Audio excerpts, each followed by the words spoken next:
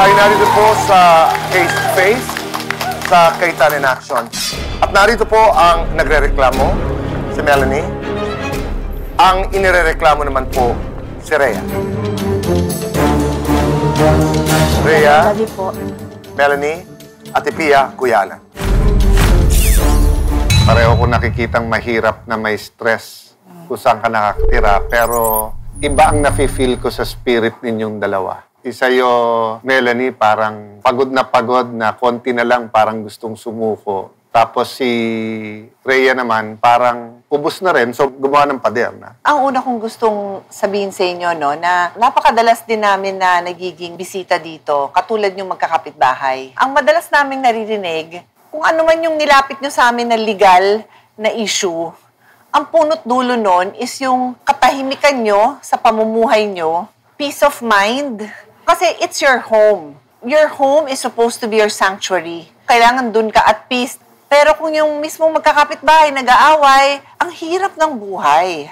Ano ba yung hinahanap nyo sa araw-araw na buhay nyo? Na kayo nasa tama?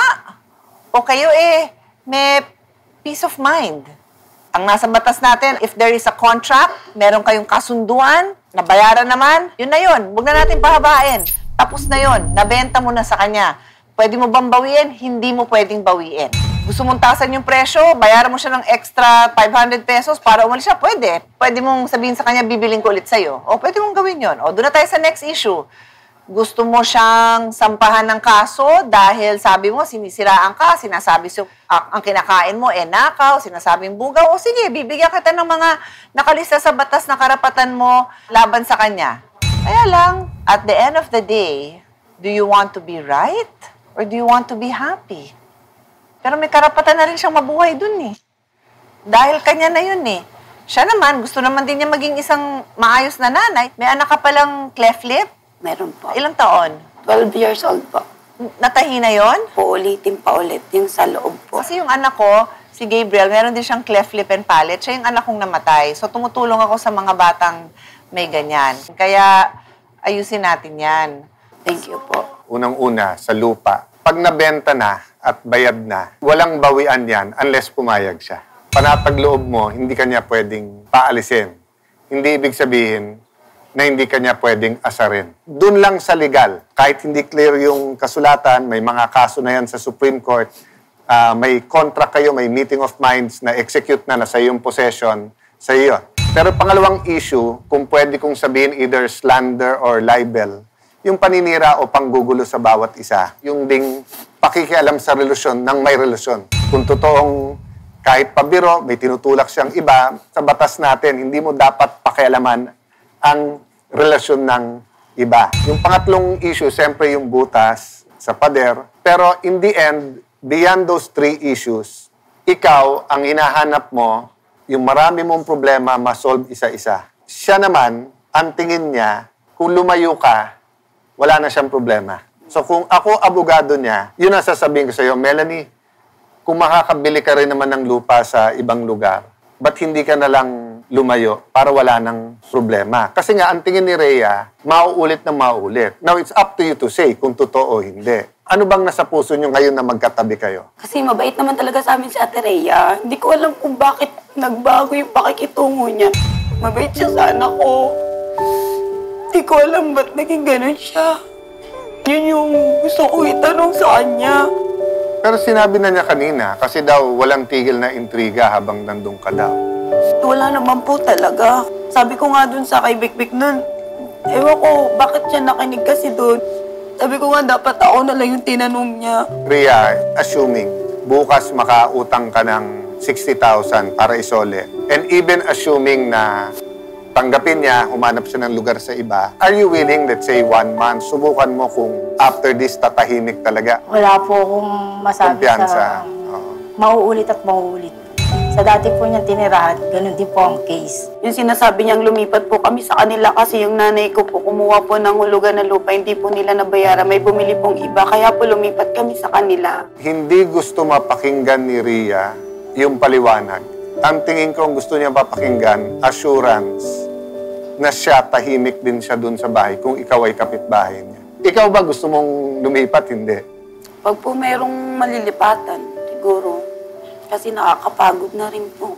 Hindi, kasi kung ganun kasimple, tutulungan lang namin kayong maghanap. So ikaw, willing ka naman na isoli yung 60,000? Opo. At ikaw, willing ka naman kung may mabibili ka naman na iba. Opo. This is not the ending I expected, Kuya Boy, ate. Pero if there was ever a real case of case-to-face, kayo to eh. Bakit? Case, may kaso talaga, may problema. Bakit to face? Kapitbahay kayo eh. So, lumabas lang ng bahay, magkikita kayo. So, sa akin, kung it will help you to start over na sa ibang lugar, ikaw naman, makaka-recover, why not? As I said, Kuya Boy, it's not the ending I expected, but it's not a bad ending. It's a practical ending. Ayun na lang po talaga ang pinakang solusyon. Sorry kung maging pakilimero ako ng konti. So, kung nagtatrabaho naman yung asawa mo, and then ikaw nagtatrabaho ka rin. Bago lang po. Anong source nung utang-utang? Pag lumilipat po yung asawa ko ng trabaho po, lagi po siyang walang sweldo, hindi po siya pinapasweldo. Umuutang po ako para po Pag kumikita, okay. Pero pag nahihinto, Opo, wala pumapatong. po. Opo, yun po ganun. O, Lani, may sinabi si Rhea, para lamang klaro, walang kinalaman ito doon sa sinasabi niyang sugal. Wala po. Kaya lang naman ako nakialam. Sa'yo, nakikita ko. Parang dapa yung spirit mo. Napapagod na po. So, anong makakaalis sa pagod mo? Yung paglipat, and then yung sa mga anak mo? Gusto ko po yung makaahon na po ako. Napapagod po ako sa mga... Kano ba utang mo? Siguro po nasa 30 ganun. Kasi bawat tulog ko po sa kanya, inuutang ko po talaga. Tapos pag nagkakasakit po yung anak ko, inuutang ko din. Sino may asthma? Yung may cleft lip o yung 2 years Parehas old? po sila. Bakit hindi ganito? Humanap ka ng lupa o bahay na paglilipatan. Kung pautangin namin ng 60,000 si Rhea para bayaran ka, yung 30, ibayad mo sa utang mo. Yung 30, ibayad mo dun sa down sa lupa, tapos i-monthly mo. Doon ka namin sa monthly babantayan at tutulungan. So habang binabayaran kami ni Rhea dun sa 60, binibigyan ka namin, or yung sa gamot sa anak mo, wag mong iintindihin yun. Ang point, tulong-tulong tayo, but napakasarap tulungan ang taong tinutulungan yung sarili niya. Alam mo, sa mga halagang ganyan minsan, ang sarap sabihin, sagot na namin yan. Di ba? Kaya lang, we have to make sure na hindi rin sa hangin lang mapupunta yung tulong namin. So sa akin, Rhea, I'll end by saying, kung ano man tinutulong mo sa iba mong kapitbahay, kung na-trauma ka ng konti kay Melanie, ituloy mo pa rin yung pagtulong sa iba. Tapos ikaw naman, Melanie, if you have a chance to start over, kung hindi totoong may kaaway ka sa iba, then no problem. Kung totoong meron, then just acknowledge and then start over. Everyone naman deserves a second chance. Tama ba yung sabihin ko, parang ang bigat na nung lamat nung samahan niyo para bumalik? Kasi sobrang close po kami sa isa't isa. Ayun. Hindi ako naging madahamot. Lahat sinishare ko kung anong meron kami. Padar nga pagitan namin, pero naaabutan ko siya.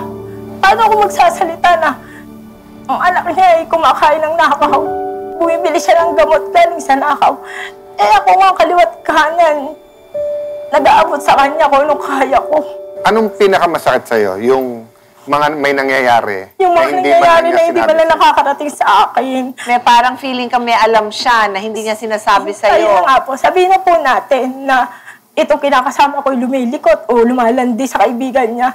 Bakit po hindi niya masabi sa akin? Ate Rhea, may ganito, may ganyan. Ayun ang hinahanap ko. You feel May betrayed? something na pa lang ganun. Pati di man lang sabihin sa akin. Kasi Ate Rhea, wala naman talaga. Ano i-share ko sa'yo? Di ba si Pedong binibigyan mo ng babae? Paano ko bibigyan ng babae? Saan ako kukuha Pero ng babae? tinanong kita, di ba? Yung po kinakasama ko nagkwento sa akin. Sila, sabi sa akin, kung gusto ko daw ng babae. Bilang Totoo, Ate kaibigan, Rhea. ang ginawa ko, pumunta po ako sa kanya, kinausap ko siya, Lani, halika. Bakit binibigyan mo raw ng babae si ano? Kaya kasi Yan sa akin sinabi ni Bik-Bik ng bugaw eh. Bottom line, Lan, tingin niya, kung meron man siyang kakampi sa mundo, ikaw, Kung alam mo na ngayon na ganun na, maiyak-iyak siyang sinabi niya, baka nga may ganun yung asawa ko, di ko alam. Ano sasabihin mo sa kanya bilang isang nakatanggap ng napakaraming tulong galing sa kanya? Kung yun po sa bagay na sinasabi niya, so sorry kasi... Sorry. Sorry. Hindi ako naniniwala sa sorry mo. Ano ba namang sorry yun? Lapitan mo siya, tingnan mo siya. Na, Ate Rhea, sobrang sorry. Alam mo naman yun.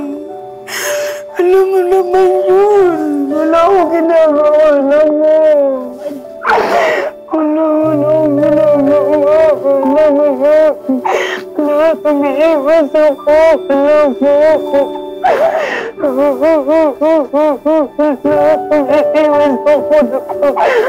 Tapos hindi ko lumas ng bahay. Alam mo yan. Sige na, sige. Opo ka na. Alam mo, sobrang naging ako ng tingal mo lagi ako sa'yo. Nagpapasalamat. Alam mo yan. Ako yung minado na babaero ko nakasama ko. Sana, man lang, may nakikita ka ng ganyan. Ang tagal nang lumipas. Wala ako sa tindahan, nandun ako sa babae. Doon ako napwesto. Kayo lang ang nakakaalam na nangyayari sa taas. Ikaw nagsabi na babaero yung kinakasama mo. Oo. And of course, I'm not judging So ang hinahanap nga ni Rhea, na may magsabi man sa kanya na, ate, huwag ka magagalit huwag hindi ko sinisiraan, pero ilayo mo ng konti yan. So she feels betrayed kasi nga, ang tingin niya, you have her back. Yun po yung pagkakamali ko sa kanya. Yun. Yan ang kailangan natin bilang mga babae na tayo-tayo nagsasama-sama. Suportahan. Na pag alam natin na meron ng may kalokohan dyan, at least yung kaibigan mo, matatakbuhan mo. Ako naman ang bahala rito sa kinakasama ko. Na imbis na iginagalang ka, tinatawag kang kuya-kuya, may nai-involve ka sa ganyang mga bata. Eh wala, dumating yung punto pa na ganito. Kailangan natin maghiwalay. Hindi ko man maibalik sa iyo ng buo ang pera mo. Sisikapin ko at pangungutang ko para tayo magkahiwalay. Malay mo sa banda roon. Ikay naroon, ako'y narito. Doon tayo maging close. Mas close pa kaysa sa dati nating samahan. Para lang sa tahimik na natin pagsasama. Kaya ako, payagan mo ako na mabalik ko sa iyo ang pera mo. Kasi pagka feeling of betrayal, may healing period talaga yan. Nandun yung distrust. Sana nakabunot kami ng konting tinik sa inyong puso. Hopefully this going towards healing. We'll have some of our people talk to you after the show. Let's work it out. Forgive and forget then. Or forgive muna. Saka na yung forget. Kasi nga, Lani, yung trust has to be earned But at the same time, Rhea, wala talagang perfect na tao. Kaya sabi ko nga sa'yo, huwag kang mawawalan ng gana tumulong. Maraming salamat sa inyong dalawa. Pero nakikitaan ko, Kuya Alan, ng pag-asa. Ang ganda ng inyong pinagsimulan. It's enough for us na magkatabi na kayo ngayon at kaming lahat may natutunan. Ako may natutunan din ako. Hindi sapat na hindi ka nakialam sa relationship. Hindi sapat na wala kang ginawang masama. Kailangan may gawin kang mabuti. Pero hindi yan napakalaking kasalanan. Sa pananaw ko, yan ay pagkakamali na pwedeng mabago. Or Rhea, you felt it's a betrayal, but she didn't mean to betray you and she did not betray you. Oo. Marami tayong natutunan. Kaya kayong lahat na nagmamasid sa amin, kung kayo'y may mga nais itanong, idulog, iniimbitan ko po kayo na mag-comment lamang, magkwento sa aming mga social media accounts. Marami tayong pag-uusapan. Human experience will always teach us to be better actors in other human experiences. So, hindi lamang kayong natutulungan, pati rin kami. Kaya maraming salamat.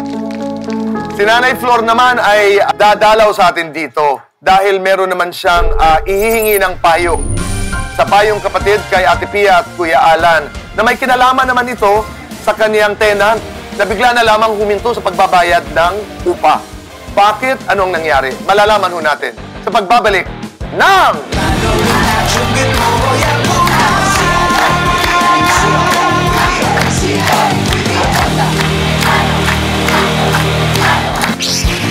Tulad ng napagkasunduan sa programa, pumirma ng kasulatan sina Melanie at Rhea sa harap ng lupong tagapamayapa ng Barangay Look, Cardona, Rizal, na nangakong ititigil muna nila ang kanilang away sa loob ng 3 buwan. Kung hindi pa rin sila magkakasundo pagkatapos nito, i-endorso ng lupong tagapamayapa ang kanilang issue sa assessor's office ng kanilang lugar para sa usapin ng bawian ng lupa. Naibigay na ng Cayetano in Action with Boy Abunda ang financial assistance kay Rhea para pandagdag puhunan sa kanyang tindahan. Natanggap na rin ni Melanie ang nebulizer para sa anak niyang may asthma at ang financial assistance para sa pagpapagawa ng bakod ng kanilang bahay para hindi na ito bahain ng tubig mula kina Rhea.